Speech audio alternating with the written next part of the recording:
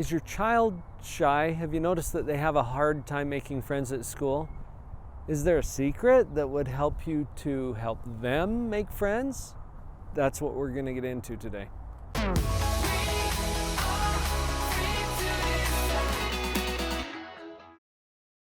The word shy can mean a lot of different things to different people. So right up front here, let's just have a quick conversation about that. When we say that our child is shy, what do we mean? Sometimes that refers to a child who is hesitant to engage in social activities with others. Sometimes it refers to something that we call in the industry selective mutism, which is where they choose not to speak in certain settings or environments. There's anxiety, there's depression, there's all kinds of things that might be collectively categorized as this word shy. So a little bit of diagnostic work sometimes can be helpful. Now, I'm a positivity psychologist. I stopped giving diagnoses to my clients about 10 years ago. But having said that, I want to acknowledge that there are different factors that we need to consider and look at.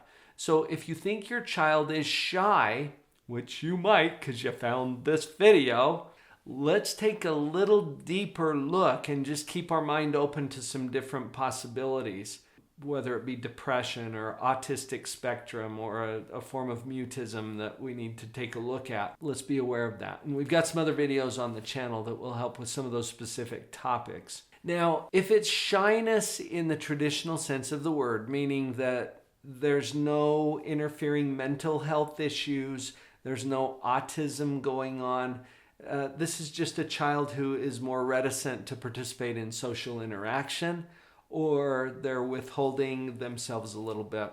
How do we help that child to make friends at school, for example, or in other settings that might be more social?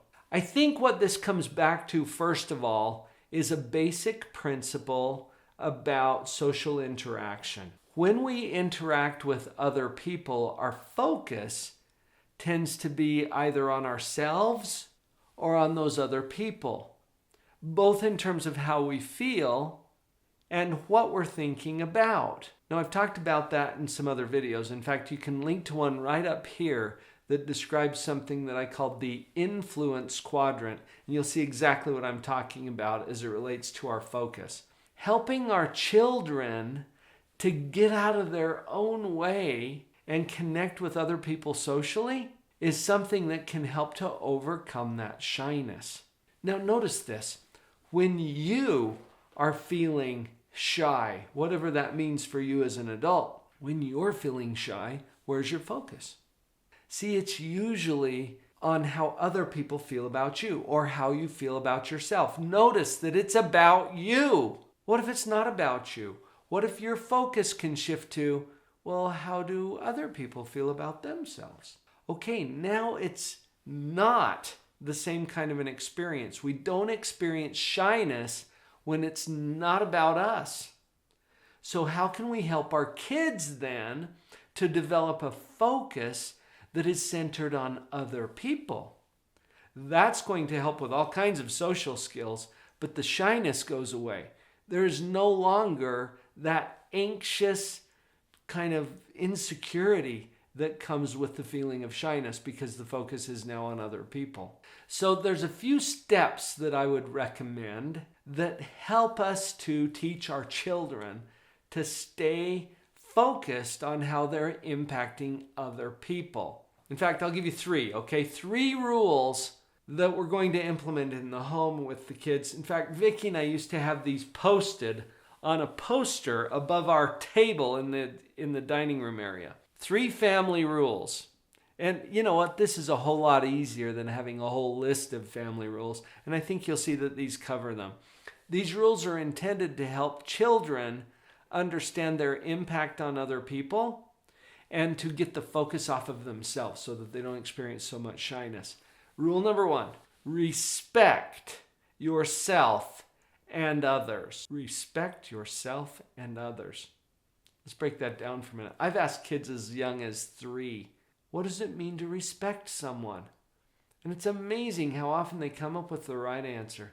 They say it means to be nice. Yeah, can we do that as parents, but also encourage our kids to do that? To be nice. Respecting yourself and others. So respect for self means you're going to be nice to yourself, right? And you're going to be nice to other people. So I usually work with kids at this point to come up with a couple of examples. What would it mean? Okay, what about yelling at your sister? No, not respectful. That breaks rule number 1. What about hitting someone or kicking or biting? Yeah, not respectful. That breaks rule number 1. What about bad-mouthing yourself? Oh, I'm so stupid, I can't do anything right. No, it's a violation of rule number 1. You see where we're going with the respect thing? Now, what does this have to do with shyness? What about not responding when someone asks you a question? Oh, that's not very respectful, is it? See, it's not about me. It's not about me feeling nervous about it. Is that respectful toward that other person? See, we're putting a different frame on this so that we can help our kids shift their focus from a self-focus to focus on others and the impact that they might be having on others. It's not respectful to look down or look away if someone's addressing you. It's more respectful to look them in the eye. Do you see where we're going with that? So respect self and others. That's rule number 1. Rule number 2, respect property. Respect property. This means that we take care of things, that we don't misuse things, that we don't vandalize or destroy or endanger property in different ways. Okay? Respecting property. What does that have to do with shyness? You know what? I have found that as we teach respect for property, it actually increases self-confidence, because that's something that is innately reinforcing. To be able to take care of something in the right way, to have a proper stewardship of the stuff or the property. It implies trust. There's a lot of different ways that this can contribute to actually increasing confidence and self-esteem. And all of these things will help us to enhance working on the shyness issue. So respect property. Rule number 3, cooperate and obey. Now, there is a difference between cooperation and obedience. Let's just address that really quickly. Who should you obey? Who should your children obey? Well, you obviously as a parent, right? Yes, we're all for that. Who else? Here's the short version. Anyone who has authority over them should be obeyed. So we can apply this to law enforcement, for example. The police, the sheriff, the law enforcement agencies that have some level of authority, we should obey, because there's some obvious consequences if we don't, right? What about people at the school or people in your religious community who have some authority over that child? Yeah, those are the people we're going to obey. So it has to do with authority. What about cooperate? Cooperate applies to everyone who's asking me to do something that's right and reasonable. Again, we're trying to increase this child's confidence that they can make good decisions and that they can show up in a way that supports healthy self-esteem and confidence. Cooperating with people who ask me to do something right and reasonable gives me an opportunity to do something that's a little challenging. And we did another video about self-esteem.